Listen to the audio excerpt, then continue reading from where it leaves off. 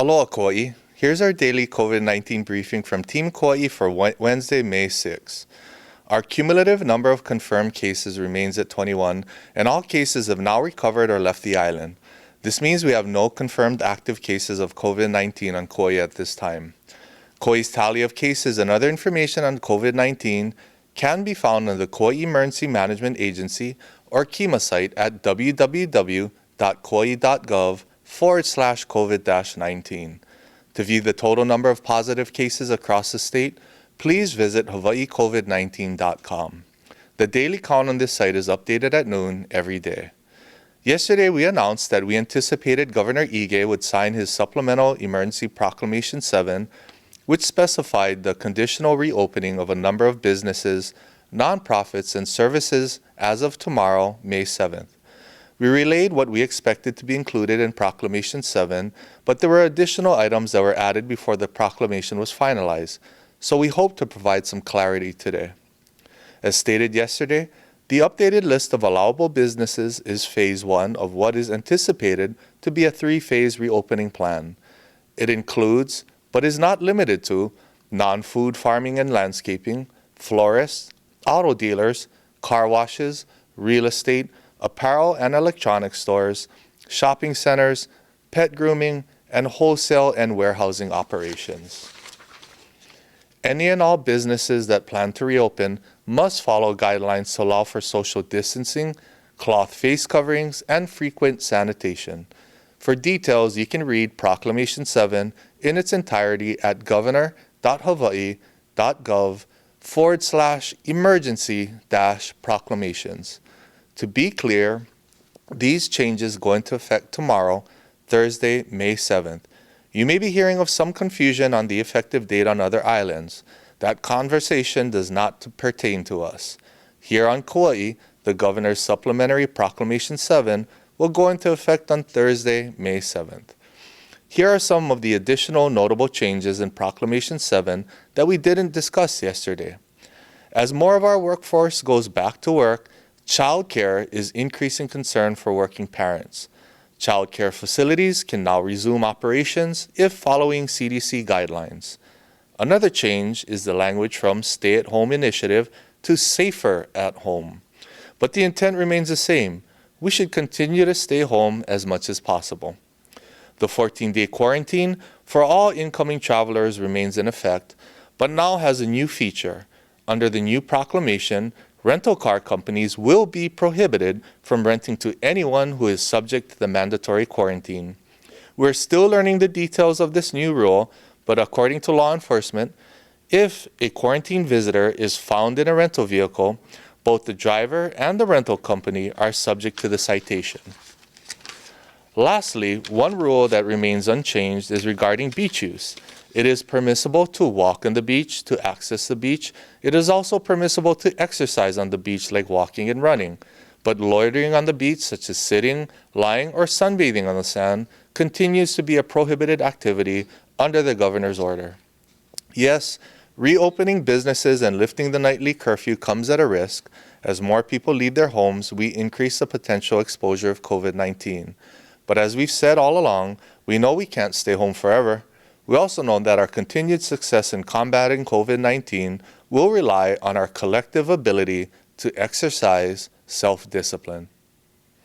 Regardless of the rules in place or the terminology used, we know that we should continue to stay home as much as possible. We know that when we have to go to work or go outside, that we should use protective measures such as practicing social distancing, wearing a mask, and keeping our hands and surfaces cleaned. We also know that our success in reopening our island economy while still protecting our people will depend on successful screening and monitoring of incoming visitors. And yes, we know this process needs improvement, and we will continue to work with the state and advocate for the need to better screen incoming visitors to our island.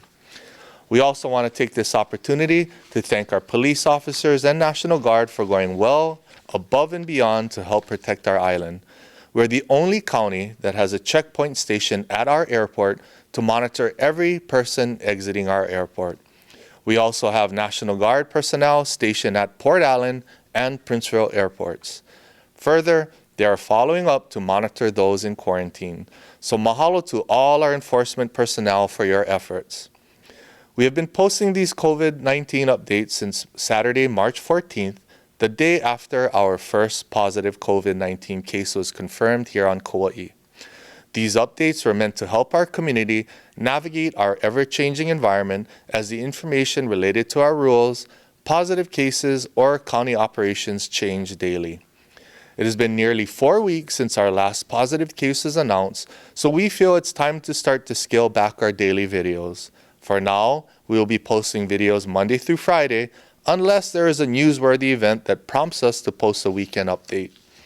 These daily videos require a lot of work behind the scenes. Many of you have asked why I read from a script, and the answer is because this streamlines the process for our team as they manually caption every video that we post.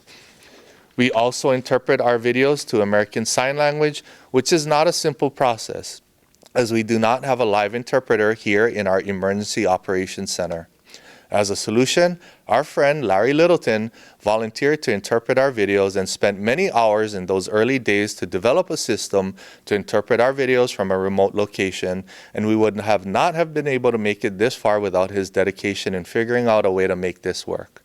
Eventually, we were able to hire Island Interpret, and their team went beyond the call of duty to figure out a way to interpret our COVID-19 updates remotely, 7 days a week.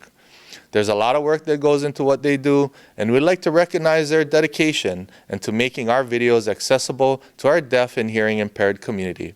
So to Larry Littleton and our team at Island Interpret, including Mark Baldwin, Igna Park, Jordan Kotani, and Tamar Lani, mahalo. Your efforts are truly appreciated. We're going to get there, Kauai. Let's continue to work together to make forward progress, which means, please, stay home as much as possible. Refrain from social gatherings or public outings. If you must interact with people outside of your home, maintain a distance of 6 feet of separation and wear a mask. Do not leave home if you're sick unless you're seeking medical attention, and then only after calling your doctor first. Wash your hands frequently and clean surfaces often. Stay informed and connected during this time of social distancing. We'll continue to post updates on our official County of Kauai Facebook page or on our Kauai Emergency Management Agency page at www.kauai.gov/COVID-19. The Centers for Disease Control is also updating its website regularly. For more information, please visit coronavirus.gov. Not everyone has internet access or follows the news, so please help to keep your loved ones informed. Kauai, we can do this. Hang in there. Take care of one another. God bless and aloha.